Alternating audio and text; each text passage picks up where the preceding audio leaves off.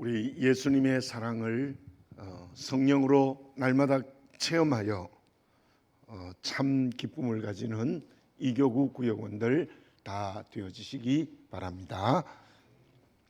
하나님의 말씀은 시편 2편입니다. 시편 2편 1절에서 마지막 12절까지 교독하겠습니다.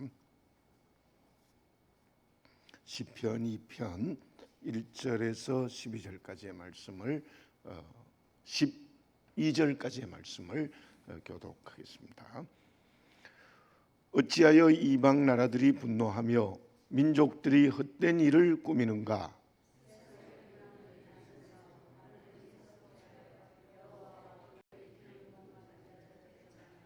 우리가 그들의 맨 것을 끊고 그의 결박을 벗어버리자 하는도다.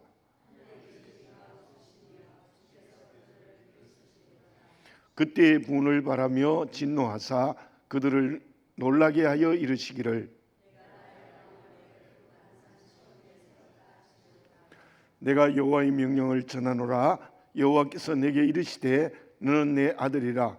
오늘 내가 너를 낳았도다.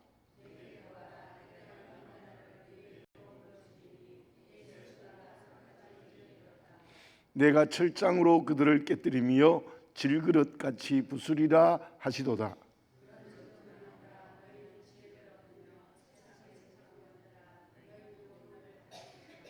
여호와를 경외함으로 섬기고 떨며 즐거워할지어다. 그의 아들에게 입맞추라. 그렇지 아니하면 진노하심으로 너희가 길에서 망하리니 그의 진노가 급하심이라.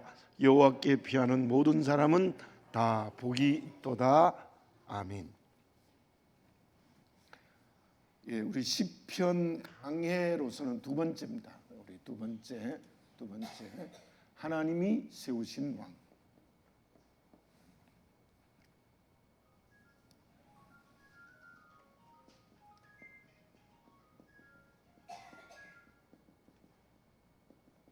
하나님이 세우신 시편 2편입니다. 시편 2편 하나님이 세우신 왕. 본문의 말씀을 보면은 1편과 마찬가지로 우리가 갈로 안에 어떤 역사적 상황은 없어요. 그냥 시편 2편 이렇게 나와 있고, 그리고 저자도 명백하게 기록이 되어져 있지 않습니다. 그러나 이 시편 2편은 그 역사적 상황이 분명합니다. 사무엘 하서를 배경으로 하고 있습니다. 하나님이 나단의 예언을 통해서 다윗에게 예언한 내용이 기록된 것이 시편 2편입니다.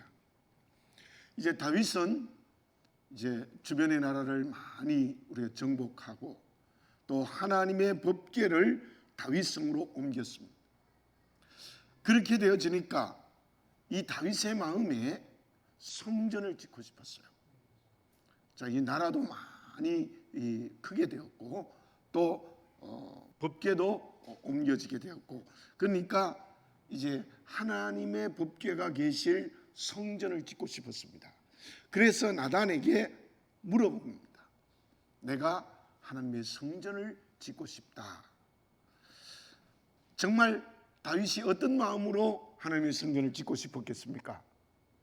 하나님을 정말 사랑하는 마음으로, 하나님을 깊이 사랑하는 마음으로 성전을 짓고 싶었던 거죠. 사무엘하서 7장 1절과 2절을 우리 같이 한번 읽어보겠습니다. 사무엘하서 7장 1절과 2절입니다. 시작. 여호와께서 주위의 모든 원수를 무찌르사 왕으로 궁에 평안히 살게 하신 때에 왕이 선지자 나단에게 이르되 볼지어다 나는 백향목 궁에 살거늘 하나님의 궤는 휘장 가운데 있도다. 아멘. 다윗이 그런 마음이었어요. 그죠?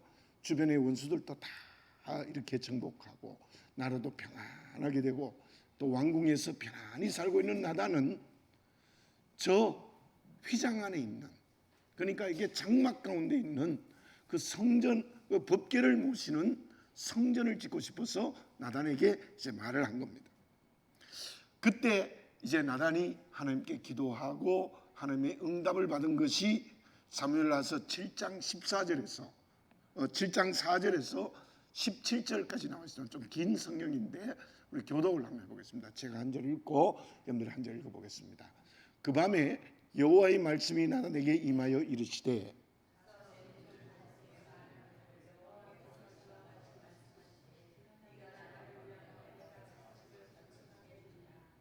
내가 이스라엘 자손을 애굽에서 인도하여 내던 날부터 오늘까지 집에 살지 아니하고 장막과 성막 안에서 다녔나니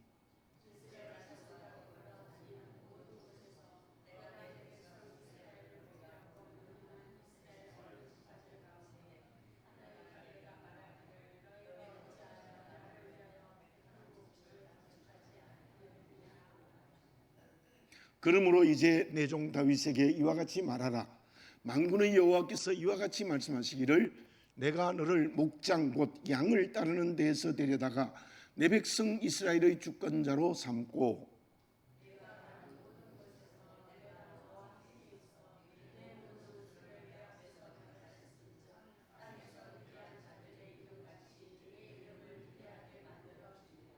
내가 또 내 백성 이스라엘을 위하여 한 곳을 정하여 그를 심고 그를 거주하게 하고 다시 옮기지 못하게 하며 악한 종류와 전과 같이 그들을 해하지 못하게 하여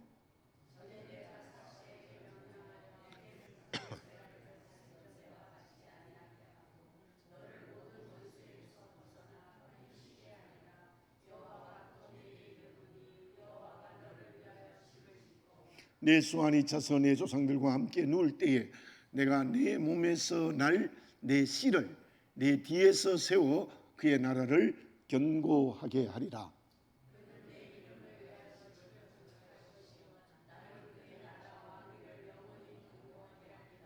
나는 그에게 아버지가 되고 그는 내게 아들이 되리니 그가 만일 죄를 범하면 내가 사람의 매와 인생의 채찍으로 징계하려니와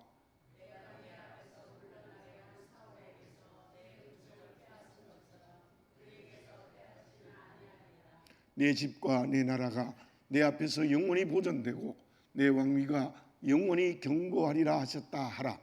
나단이 이 모든 말씀들과 이 모든 계시대로 다윗에게 말하니라. 아멘. 자, 우리가 알고 있는 내용이지만 좀 더 자세하게 알기 위해서 긴 성경 말씀을 읽어보았습니다. 하나님이 나단을 통하여 다윗에게 말씀하신 것은 무엇인가 하면은 너는 정말 내가 너를 사랑하고 내가 너와 함께하여 견고한 나라가 되게 해주겠다. 양을 치던 목동을 나라를 다스리는 왕으로 내가 너를 세워주었다. 그러나 너는 성전을 건축할 수가 없다. 너가 나를 사랑하여 참 성전을 건축하고 싶지만 성전을 건축할 수는 없다. 그리고는 너의 아들, 말씀에는 나와 있지 않습니다마는 솔로몬을 통하여 성전을 건축하는 것이 내 뜻이다. 이렇게 말씀하셨어요. 그 이유를 우리가 성경을 찾아보면 이렇게 말씀하십니다. 다윗의 손에는 피가 너무 많아서 성전을 지을 수가 없다. 피가 많다는 것은 전쟁에서 너무나 많은 사람을 죽였습니다. 그래서 손에 피가 가득하기 때문에 성전을 지을 수 없다라는 말씀을 하시기도 했습니다.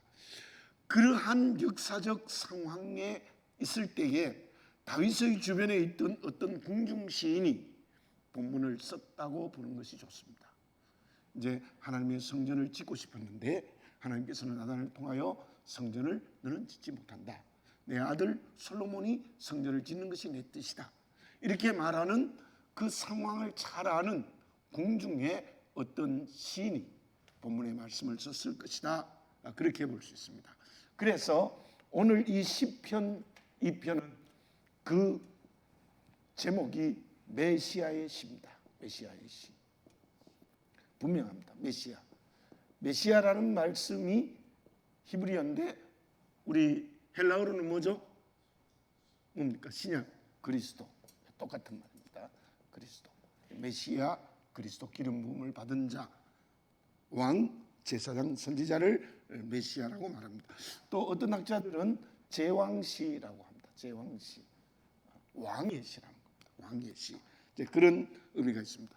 그래서 오늘 본문의 말씀을 이해할 때에 첫 번째로 1차적으로 이해해야 될 것은 뭐냐 하면은 본문의 말씀은 다윗의 아들 솔로몬에게서 성취된다는 의미가 있습니다.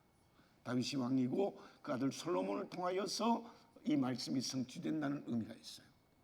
역사적 상황으로. 그러나 이 말씀은 결국 다윗의 자손인 예수 그리스도가 만왕의 왕으로 오셔서 이루어질 구원의 역사를 말씀하고 있다. 이렇게 말할 수 있어요. 그래서 여러분들 제가 시편 2회를 공부할 때 말씀드렸죠. 우리 시편의 중심은 무엇이라고 했습니까? 시편의 주인공은 누구라고 했습니까? 예수님이십니다. 제가 그걸 여러 가지로 말씀드렸습니다. 시편의 중심은 예수님이세요. 예수. 제가 지금 다 우리가 공부를 했으니까요. 그래서 시편을 통해서 예수님 만나는 게 중요해요. 그 시편을 통해서 예수를 만나는 가장 결정적인 시가 시편 2편입니다. 그래서 시편 2편은 메시아의 시, 그리스도의 시, 제왕시라는 그런 별명을 붙일 수 있다고 말할 수 있습니다. 왜냐하면 저 다윗의 아들 솔로몬을 통하여서는 성전을 짓고 나라가 태평했지만 결국 하나님의 나라가 완성되지 못했어요. 다윗도 정치 후반기에 재짓기 시작했고 그 이후에 남북이 양단되어 이루어지는 모든 왕정 역사는 정말 우상을 섬기고 타락한 그러한 것들이 더 많았어요. 결국 그 결과가 어떻게 되어졌습니까? 나라가 다 망했습니다. 북쪽도 망하고, 북쪽 이스라엘도 아시리아에게 망하고, 남쪽 유대도 바벨로니아에게 망하고 포로되어서 가는 그런 비참한 결과가 주어졌잖아요. 그러니까 이 다윗을 통하여 이루어지는 메시아 왕들은, 인간 메시아는 실패한 거예요. 그러면 이 시편은 어디서 완성되었느냐? 결국 다윗의 자손인 예수 그리스도에게서 이 말씀이 완전히 성취됐다. 이렇게 볼 수 있습니다. 그래서 왜냐하면 오늘 본문의 말씀을 읽어보면 조금 이따 설명하겠습니다만 그 메시아를 하나님께서는 아들이라고 표현해요. 계속 아들이라고 표현해요. 그런 것을 볼 때에 이 말씀이 완전히 이루어진 것은 바로 예수 그리스도에게서 이루어졌다. 그렇게 말할 수 있습니다. 자, 그런데 이 시편 2편의 배경이 되는 다윗의 신앙에서 우리가 하나 배울 것이 있습니다. 그것은 다윗은 하나님의 뜻대로. 여러분들 다윗이 성전을 짓고자 하는 것은 참 좋은 일입니까? 믿음 신앙적으로 봐도 얼마나 좋은 일입니까? 그죠? 얼마나 좋아요. 성전을 짓고 싶다. 여러분들 우리 목사님들 만나면 그런 얘기를 합니다. 평생 목회하면서 교회를 하나 건축하는 경우가 없는 목사님이 더 많아요. 뭐 성전하고 좀 다르지만 교회를 하나 건축한다는 것은 결코 쉽지 않아요. 그래서 하나님이 저를 통해서 우리 온교우들이 연합해서 제가 지난번 교회는 짓는 중에 왔어요. 그리고 교육관도 다시 지었고, 그래서 우리 교회는 여기서 새로 지었다는 것도 저와 여러분들에게 또 하나의 축복이라고 믿습니다. 아무나 교회 짓는 게 아닌 것 같아요. 예. 그런데 뭐 구약의 상황은 좀 다르지만, 근데 다윗은 그렇게 좋은 일을 하고 싶었는데도 하나님이 안 돼. 너는 지을 수가 없어. 그때 다윗은 순종했습니다. 근데 이게 얼마나 좋은 신앙입니까? 그 다윗은 언제나 내 뜻대로 하지 않고 정말 하나님의 뜻대로 하는 사람이에요. 여러분들 이 사무엘, 오늘 본문에 사무엘 하서를 읽었습니다만 그 앞쪽을 쭉 계속해서 읽어보면 다윗이 그 전쟁할 때, 전쟁을 많이 했거든요. 할 때에 블레셋 칠 때 어떻게 합니까? 앞으로 갈까요? 뒤로 갈까요? 그것도 물어봤어, 하나님한테. 물어보고 그래, 뒤로 가서 해요. 뒤로 가고 앞으로 가서 해요. 앞으로 가서. 그 말씀이 지금도 이스라엘 군인들이 잘하는 게 기습 공격입니다. 기습, 뒤로 가서 매복했다가 이기는 거. 그 이스라엘의 게릴라 작전입니다. 그 하나님이 이 다윗에게 가르쳐 준 거예요. 그만큼 다윗은 하나님의 뜻대로 했어요. 하나님의 뜻대로. 저와 여러분들, 우리가 오늘 본문의 배경을 읽으면서 다윗의 참 좋은 신앙은 뭐 기도도 많이 하고 또 많은 업적도 남겼지만은 가장 중요한 핵심은 하나님의 뜻대로, 하나님의 뜻대로. 이 저와 여러분, 우리 하나님의 뜻대로 살아갑시다. 네, 하나님의 뜻대로, 내 뜻대로 살면 안 돼요. 다윗은 좋은 뜻이었지만 하나님이 아니다 그러니까 안 하겠습니다. 그런 다윗이 아주 훌륭한 신앙입니다. 그래서 마태복음 1장 1절에 예수님을 어떻게 소개합니까? 아브라함과 다윗의 자손, 예수 그리스도의 세계라 이렇게 얘기하죠. 그죠? 아브라함과 다윗을 얘기합니다. 이스라엘 국기에도 무엇이 걸려져 있습니까? 다윗의 별이 걸려져 있습니다. 유대인들도 아브라함과 다윗을 국부적 존재로 지금도 생각하고, 우리의 영적 조상도 뭐 많지만 아브라함과 다윗 이렇게 말할 수 있습니다. 정말 다윗은 하나님의 뜻대로 살아가는 그런 아름다운 신앙을 가졌으므로 우리 그러한 것을 배워야 한다고 봅니다. 자, 먼저는 첫째는 메시아의 통치. 메시아의 통치는 1절에서 6절입니다. 1절에서 6절. 우리 메시아의 통치. 통치가 나오는데 먼저 우리 1절, 2절, 3절을 같이 한번 읽어보겠습니다. 1절, 2절, 3절을 같이 다시 한번 읽어봅시다. 시작. 어찌하여 이방의 나라들이 분노하며 민족들이 헛된 일을 꾸미는가? 세상의 군원들이 나서며 관원들이 서럽게 하여 여호와와 그의 기름 부음 받은 자를 대적하며 우리가 그들의 맨 것을 끊고 그의 결박을 벗어버리자 하는도다. 여기까지만, 우리 3절까지만 읽습니다. 자, 그 말씀이 어떤 말씀입니까? 세상에 많은 나라다. 그러니까 이스라엘 주변에 있는 많은 나라들이 하나님과 하나님이 택하여 세운 기름 부은 사람, 즉 왕을 대적하고 있다는 겁니다. 대적하고 있다. 그 대적하는 방법이 어떠냐 하면 우리가 저들의 맨 것을 끊고 그의 결박을 벗어버리자 하는도다. 무슨 말입니까? 바로 대적들이 완전히 이스라엘을 멸망시키자는 겁니다. 그렇게 대적하고 있는 거예요.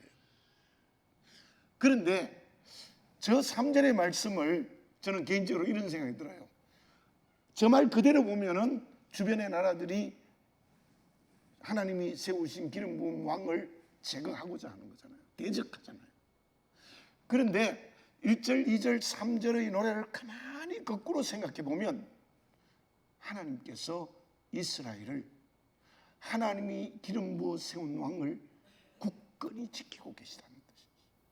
저희 부정적으로는 저렇게 설명됐지만 또 다른 면을 보면은, 긍정적으로 보면 온 나라 주변의 나라들이 기름 부은 왕 다윗을 제거하려고 온갖 방법을 다 쓰지만 그러나 하나님이 굳게 지키고 있다. 굳게 지키고 있다. 그것을 4절에서 확실하게 볼 수 있습니다. 읽어보겠습니다. 시작. 하늘에 계시는 이가 웃으시며 주께서 그들을 비웃으시리로다. 참, 저 시편을 쓴 기자의 말이 재밌어요. 그죠? 막 그렇게 맨 것을 끊어버리고 결박을 벗어버리게 하고 완전히 하나님이 기름 부은 왕을 제거해버리자고 대적들이 온갖 방법을 다 동원하는데, 근데 다윗의 왕의 군사적 능력이 힘이 있다고 말한 게 아니에요. 다윗의 군사적 능력이 힘입어서 이긴다는 말이 아니라 하늘에 계신 이가 웃으시며 주께서 그들을 비웃으시리로다. 하나님이 심하게 얘기하면 너 웃긴다. 웃긴다. 너희들 별의별 무기를 다 만들어서 이스라엘을 제거하고 하나님이 기름 부어 세운 왕을 제거하려고 하는 일은 웃기는 일이라는 겁니다. 웃기는 일이라는. 진짜 말 그대로, 우리말 번역 그대로 웃긴다는 거예요. 여러분, 나의 하나님이 그런 하나님이신 줄 믿습니까? 그래요. 염려하지 말자. 걱정하지 말자. 우리는 베드로전서 2장 9절에 보면 왕 같은 제사장, 택하신 족속, 그죠? 왕 같은 제사장. 우리가 왕이요 제사장입니다. 모두가, 목사님만이 아니고 모든 교인들이 우리 다 기름 부은 왕이요 제사장. 제가 많이 말씀드렸죠. 그래서 누가 나를 이기겠습니까? 누가 나를 이기겠어요? 내가 하나님 자녀인데, 하나님이 기름 부어 세운 왕인데 누가 나를 이기겠어요? 전능하신 하나님, 전지하신 하나님, 영원하신 하나님이 나를 지키시고 계셔요. 나를 없애려고 하면, 나를 조롱하고 모함시키려고 하면 하나님이 웃긴다고 말하신다. 웃긴다고. 이제 그런 확실한 믿음을 가지고 살아요. 저 말씀 무슨 말씀이냐면, 그 모든 나라들은 하나님의 심판의 대상이 된다는 말씀의 의미가 4절이에요. 하나님 심판하신다. 심판. 그래서 저는 저 4절을 읽으면서 이런 생각이 들어요. 계란으로 바위를 이기려고 하는 것 같아요. 우리 그런 말 하잖아요. 계란으로 아무리 바위를 던져보세요. 깨지고 말잖아요. 그죠? 그런 느낌이 들었어요. 여러분들, 이 믿지 않는 사람들이, 세상 사람들이 핍박하고 우리를 제거하려고, 없애려고 하면 그는 그 사람 계란으로 바위와 같은 나를 던지려고 하는 거예요. 그런 확실한 믿음을 가지고 살아가는 그리스도인이 되어져야 될 겁니다. 사무엘하서 5장, 7장, 10장을 계속해서 읽어보면은 다윗은 그 시대의 블레셋과 그리고 그 주변에 있는 모든 나라들을 끊임없이 공격당하고 또 어떨 땐 공격하기도 하는데 100% 승리해요. 100%. 지는 적이 한 번도 없어요. 다윗이 다 이거예요. 여러분들 사무엘하서 읽어보세요. 사무엘하서 5장, 7장, 10장을 읽어봅니다. 그런 의미가 오늘 본문의 말씀 1절, 2절, 3절, 4절 속에 있는데, 근데 우리가 이 말씀을 또한 어떻게 해석해야 되느냐 하면, 이 메시아는 다윗 혹은 솔로몬 이렇게 해석할 수 있지만 결국은 예수 그리스도이시다. 예수 그리스도이시다. 이 메시아 예수 그리스도, 예수님입니다. 예수님입니다. 예수. 여러분들, 역사적으로 모든 상황을 한번 보십시오. 유대인들과 이방의 세력들이 예수님을 대적했죠. 뭐 공생에 말할 것도 없이 결국은 그들이 예수님을 십자가에 못 박아 죽이는 일까지 했습니다. 메시아를 대적한 거예요. 대적했죠. 사도행전 4장 27절 한번 읽어보겠습니다. 같이. 사도행전 4장 27절 시작. 과연 헤롯과 본디오 빌라도는 이방인과 이스라엘 백성과 합세하여 하나님께 기름 부으신 거룩한 종 예수를 거슬러. 여러분들, 저 사도행전 4장 27절이요, 딱 오늘 본문의 말씀 1절, 2절, 3절, 4절과 연결이 돼요. 메시아이신 예수님을 헤롯과 빌라도와 이방인과 이스라엘 백성들이 합세하여 예수님을 십자가에 죽인 거예요. 십자가에 죽인 거죠. 십자가에. 그걸 우리가 분명히 오늘 본문의 말씀이 성취되었다는 것을 알 수 있죠.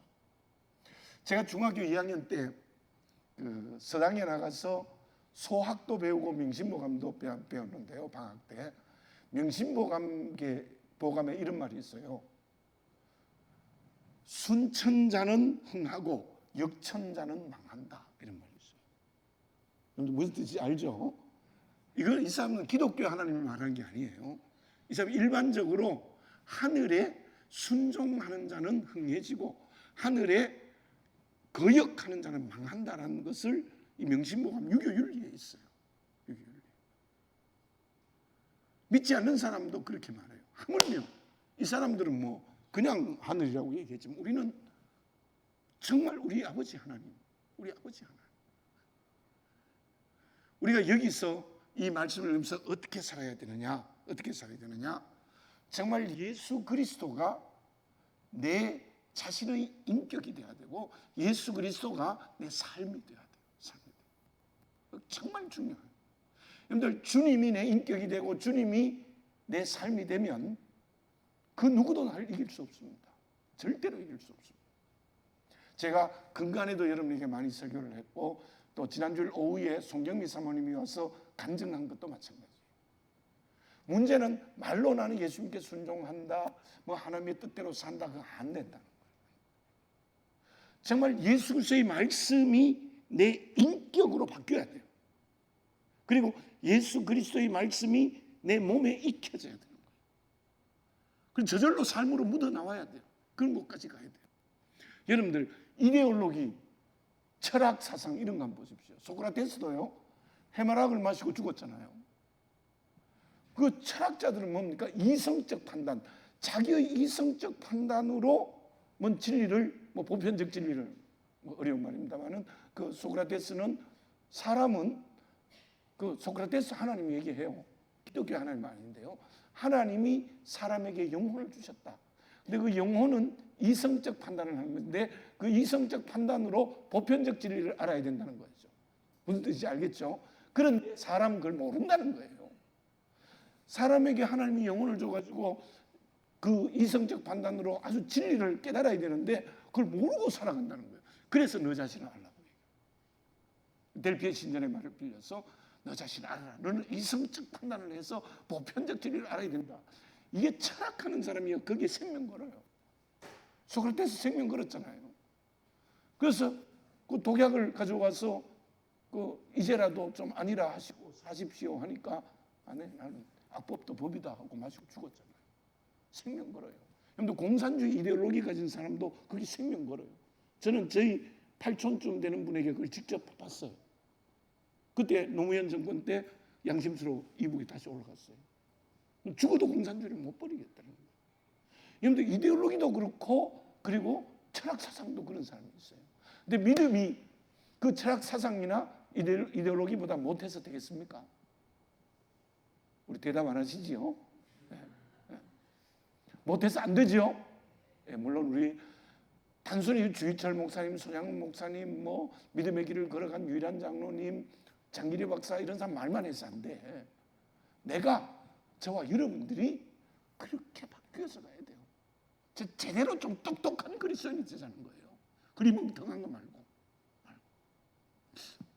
수요일 오신 분은 다 똑똑한 그리스도인을 생각하는데 그래도 우리가 정말 메시아이신 예수님이 내 인격에 함께 살아 움직이고 내 삶에 살아 움직이는 그런 사람이 돼야 돼요.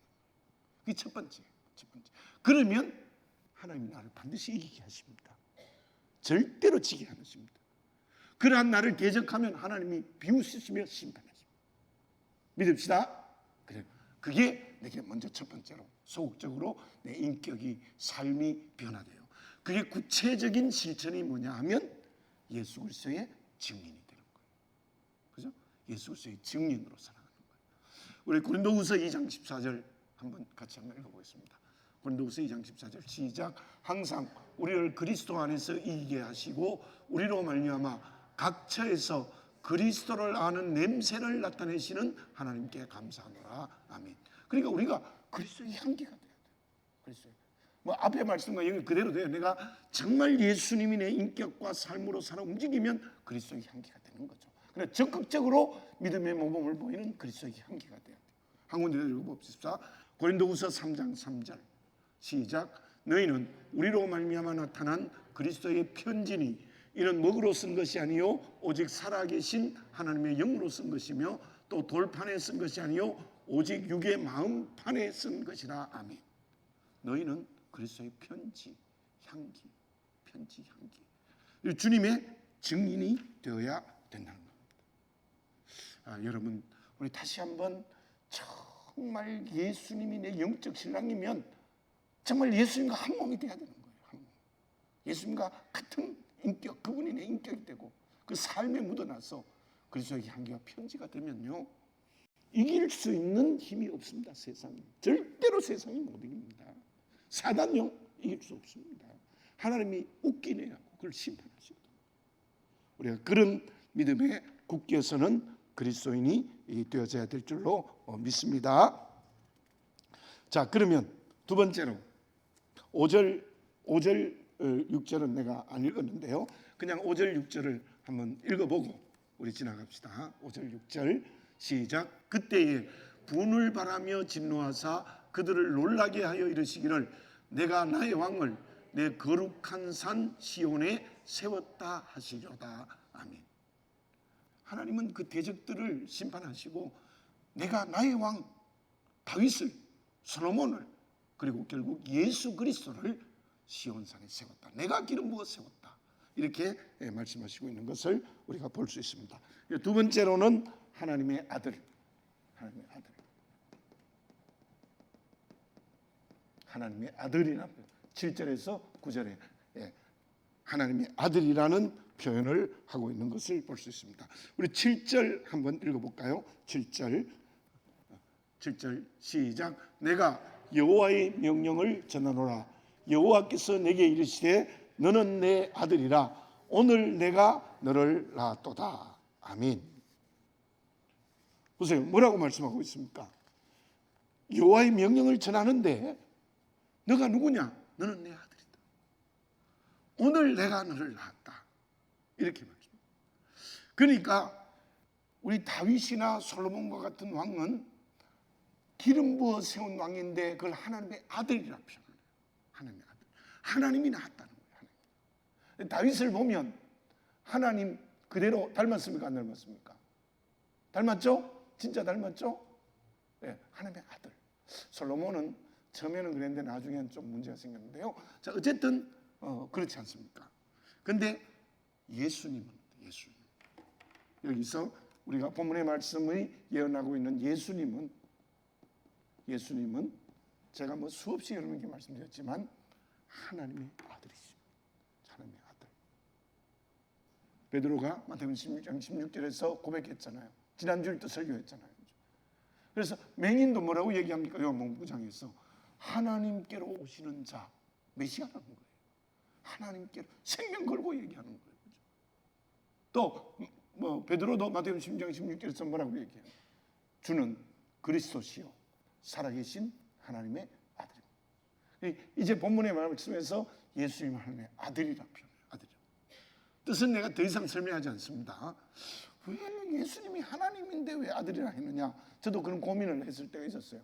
그러나 성경에서 아들이라고 하는 의미는 예수님은 하나님의 생명을 100%다 가지고 있다는 거예요. 아들은 아버지 닮잖아요. 그 정도 닮은 게 아니고 예수님은 하나님의 생명을 전부 다 가지고 계세요. 그래서 아들이라 이렇게 표현했어요. 그 생명을 누구에게 주었습니까? 우리에게 주었습니다. 그 생명을 우리에게, 요한복음 10장 10절, 내가 양으로 생명을 얻고, 내가 온 것은 양으로 생명을 얻고 그 생명을 풍성하게 하려는 것이라. 예수님이 생명이 나를 주신 거예요. 그래서 우리가 죽음의 문제가 해결되고 생명의 길을 걸어가고 또 그 생명이 점점 더 풍성해지는 거예요. 그게 하나님의 아들. 굉장히 중요한 말. 하나님의 아들이다. 이렇게 말하고 8절 읽어보겠습니다. 8절 시작. 내게 구하라. 내가 이방 나라를 내 유업으로 주리니 내 소유가 땅끝까지 이르리로다. 아멘. 자, 하나님의 아들이라고 할 때에 두 번째로 하신 말씀은 뭐냐면 내 소유가 땅끝까지 이르리로다. 실제로 다윗의 시대가 이스라엘 역사에서 영토가 가장 넓었어요. 제 말씀이 이루어졌죠. 그러나 다윗이 세계를 정복했습니까? 못했죠. 거기 팔레스틴이 우리나라 강원도 땅만 한데요. 그 주변을 그렇게 평정을 했습니다. 제 말씀이 이루어진 건 예수님입니다. 무슨 말씀입니까? 이게 창조 명령과 성교 명령과 연결되어 있다. 이제 말 안 해도 알겠죠. 제가 너무나 말씀을. 하나님이 사람을 창조한 이유는 생육하고 번성하고 땅을 정복하고 지배하고 다스리는 거다. 창세기 1장 28절. 근데 그게 죄로 말미암아 못했어요. 예수님이 오셔서 그 죄를 대신 주시고 십자가의 죽으심으로 말미암아 우리가 다시 하나님의 형상으로 회복했어요. 창조 명령을 감당해야 돼요. 그 창조 명령이 뭐냐 하면 우리에게 지금 성교 명령. 마태복음 28장 19절 20절. 무슨 말씀입니까? 내가 너희들에게 가르치고 분부한 것 모든 열방에 나가서 가르치고 지키게 해라. 아버지와 아들과 성령의 이름으로 세례를 주고 내가 분부한 모든 걸 그렇게 가르치게 해라. 내가 세상 끝날까지 너희와 함께 할 것이다. 성경명령. 어디까지예요? 어디까지? 땅끝까지. 사도행전 1장 8절. 예수님 승천하면서 마지막으로 주신 말씀. 오직 성령이 내게 임하시면 너희가 권능을 받고 못하라고요? 예루살렘과 온 유대와 사마리아와 어디까지? 땅끝까지 이르러 내 증인이 되라. 그 결국은 이 말씀 오늘 저 8절의 말씀이 이루어진 것은 사도행전 1장 8절이에요. 그리고 우리가 주님 재림하실 때까지 어떻게 해야 돼요? 땅 끝까지 복음을 증거해야 되는 거예요. 열방까지 땅 끝까지 복음 증거해야 돼요. 우리가 그 일환으로 우리 교회가 하고자 하는 게 베트남 선교입니다. 베트남 선교에 우리가 열정을 가지고 최선을 다하고 있는 겁니다. 최선을 다해야 돼요. 그래서 바로 예수님이 하나님의 아들이고 그 예수님의 이름이 땅끝까지 증거되게 한다는 의미가 연결되어져 있습니다. 9절을 읽어보겠습니다. 시편 2편 9절 시작. 내가 철장으로 그들을 깨뜨리며 질그릇까지 같이 부수리라 하시도다. 여러분들, 저 사건은 실제로 이집트 애굽에서 저런 퍼포먼스를 했어요. 어디 애굽의 왕이 대관식을 할 때에 반드시 저 퍼포먼스를 했습니다. 주변의 나라의 이름을 질그릇에다가 다 써요. 주변의 나라의 이름을 다 질그릇에다가 써서는 이 철로 만든 큰 그 쇳덩이로 그 그릇들을 깨뜨리는 거예요. 그런 퍼포먼스를 했대요. 그걸 가져온 겁니다. 어떻게 되느냐? 철장으로 질그릇을 깨뜨리듯이 너희가 세상을 정복하게 된다. 세상을 이긴다는 거예요. 복음화 할 수 있다는 거예요. 결국 반드시 복음화 된다.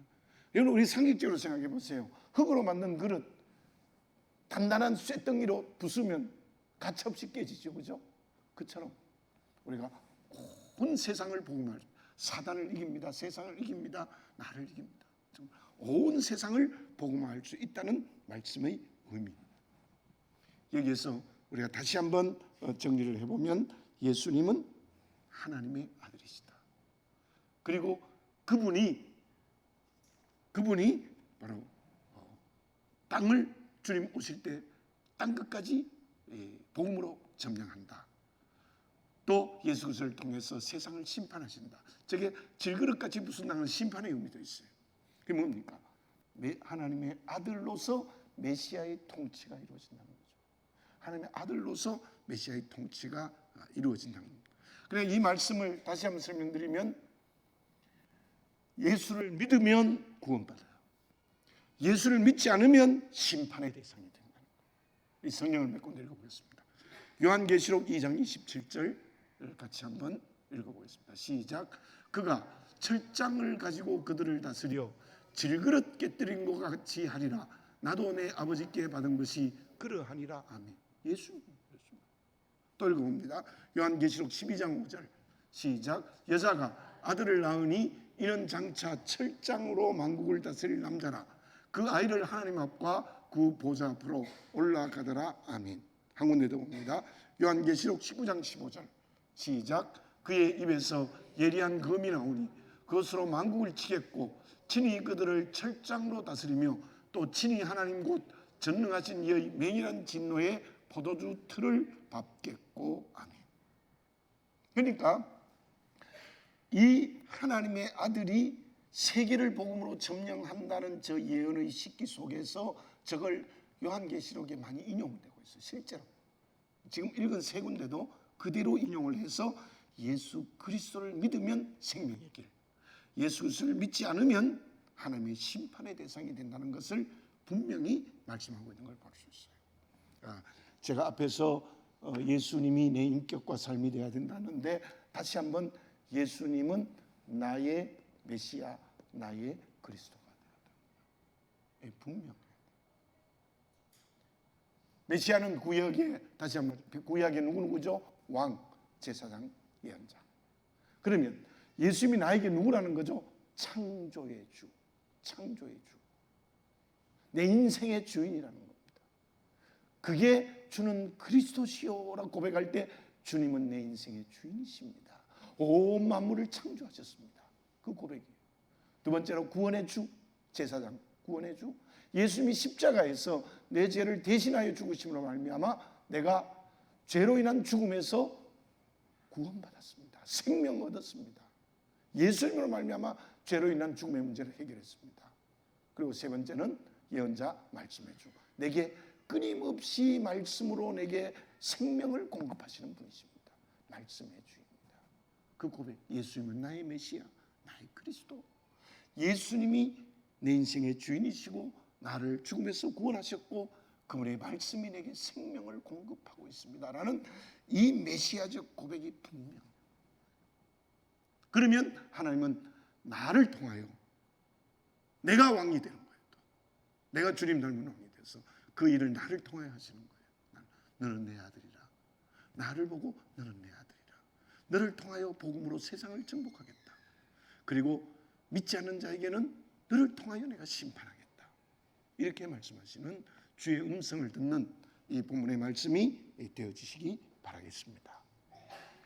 그래야 이렇게 나의 메시아, 나의 그리스도라는 분명한 고백이 되어야 예수님이 내 인격과 삶이 될 수 있고 예수님의 증인이 될 수 있다는 거죠. 세 번째, 열왕에 대한 경고. 열왕에 대한 경고. 10절에서 12절. 열왕에 대한 경고. 간단히 한번 보겠습니다.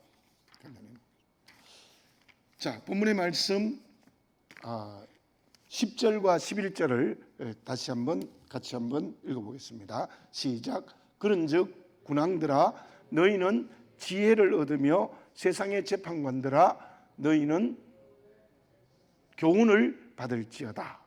이렇게 말해요. 11절 시작. 여호와를 경외함으로 섬기고 떨며 즐거워할지어다. 아멘. 그러니까 확실하게 말하는 거예요. 세상의 군원들, 세상의 재판관들, 너희들은 하나님 경외하고 하나님 믿으라는 겁니다. 하나님 두려워하고 떨며 즐거워해라. 그리고 결정적인 말씀을 합니다. 12절을 같이 한번 읽어보겠습니다. 시작. 그의 아들에게 입맞추라.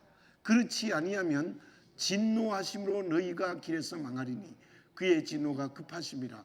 여호와께 피하는 모든 사람은 다 복이 있도다. 아멘. 그의 아들에게 입맞추라. 근데 입맞추는 건 뭡니까? 여러분들 그 입을 맞추는 그 가장 그 시작이 어딘지 아십니까?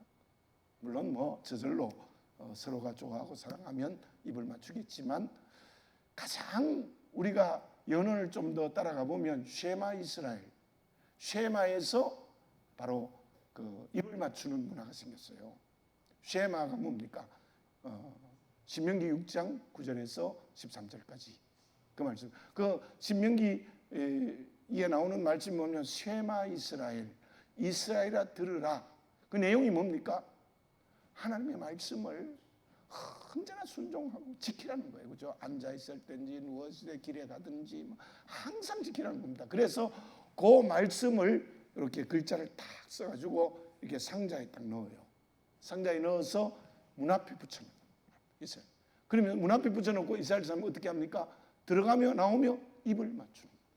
손목의 기호를 삼고 성경에 있죠. 손목에 대고 상자를 딱 이렇게 발목에 팔찌처럼 걸어놓고 맨날 그거 보고 입 맞추고 이러는 거예요. 또 머리 이렇게 머리 한 거 봤죠? 영화에도 머리에도 그렇게 말해요. 그 아들에게 입 맞추라. 그러니 말씀을 순종하라는 거죠. 다시 말씀드리면 아들에게 입 맞춘다는 것은 제가 여러분들에게 지금까지 말씀하신 것처럼 예수 그리스도와 하나가 되라는 거예요. 주님 진짜 사랑해라. 예수님 사랑해라. 저 말씀 좀 더 해석하면 제가 지금까지 설명한 모든 겁니다. 예수 그리스도로 말미암아 구원의 은혜를 받아야 된다. 예수 그리스도로 말미암아 생명을 공급받아야 된다. 입 맞추라는 겁니다. 우리는 예수 그리스도의 영적 뭐죠? 신부. 주님과 한 몸 사랑의 입을 맞춰야 돼.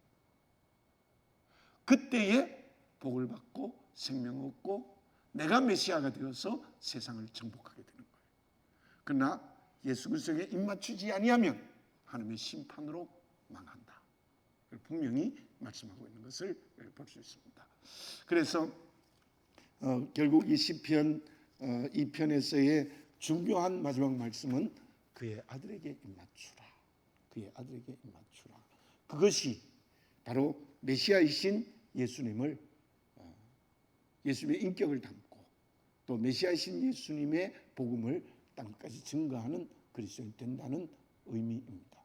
그래서 다시 한번 오늘 말씀을 정리하면 본문의 말씀은 1차적으로는 다윗 혹은 솔로몬으로 해석할 수 있습니다. 그러나 그 전체적인 맥락을 보면 그들의 자손들을 통해서는 결국은 하나님의 나라가 이루어지지 못했습니다. 제가 많이 말씀드린 대로 하나님이 이스라엘 백성 택한 것은 출애굽기 19장 5절 6절 말씀처럼 온 세계에 하나님을 증거하는 제사장의 사명을 주셨는데 그것 못했거든요. 그래서 시오니즘에 빠졌어요. 우리만 구원받았다, 이방인은 모두 지옥에 뗄 겁니다, 이렇게 가버렸죠. 그래서 하나님이 인간의 몸을 입고 예수님이 오신 거예요. 그래서 우리를 위하여 십자가를 져주셨어요. 그래서 우리가 영적 이스라엘이 된 거예요. 영적 이스라엘이 됐어요. 정말 영적 이스라엘. 그러므로 어떻게 해요? 예수님과 입맞추는 그리스도인, 그 사람들이 이제 영적 이스라엘이 되어서 본문의 말씀에 나타난 사명을 감당할 수 있다는 것으로 본문의 말씀을 이해했으면 좋겠습니다. 제가 2주 전입니까? 설교를 할 때 맨 처음에 이런 말씀을 드린 적이 있습니다. 여러분들은 영웅입니다, 이렇게 얘기한 적이 있죠. 기억나십니까? 설교는 듣고 교회를 나가는 순간 잊어버리기는 하지만 자꾸 죄인이라 그래가지고 자존감을 잃어버리면 안 돼요. 죄인이 맞아요. 죄인이 맞고 정말 우리는 하나님 앞에 티끌보다 못한 존재예요. 그러나 정말 우리가 하나님의 자녀 되었다는 자존감이 분명해야 돼요. 이거는 교만이 아닙니다. 교만하면 안 되죠. 그죠? 하나님의 자녀, 이게 대단한 거예요. 대단한 변화예요. 하나님이 우리 아버지인데 누가 나를 건드려? 왕이에요. 제사장이에요. 왕 같은 제사장이에요. 그래서 우리는 어떤 의미에서 내가 기름 부음 받은 왕이에요. 그건 자존감을 가져야 돼요. 두려워할 게 없죠. 강하고 담대해야 되죠. 그래서 오늘 본문의 말씀처럼 내 인격이 주님의 인격으로 변화돼야 되고, 삶이 그렇게 돼야 되고, 결국은 예수의 증인이 되어 땅끝까지 복음을 확장하고, 실제로 우리 교회가 할 수 있는 일은 우리 베트남을 복음화하는 그 일에 우리의 최선을 다할 때 하나님이 기뻐하는 그리스도인, 하나님이 기뻐하는 교회가 될 수 있을 줄로 믿습니다. 기도드리겠습니다. 사랑하는 아버지 하나님, 귀한 시간을 저희들에게 주시고 시편 2편을 읽었습니다. 메시아의 시, 예수 그리스도에 대한 예언이 예수 그리스도에게 완벽하게 이루어졌고, 그 말씀이 우리에게 사명으로 주어졌습니다.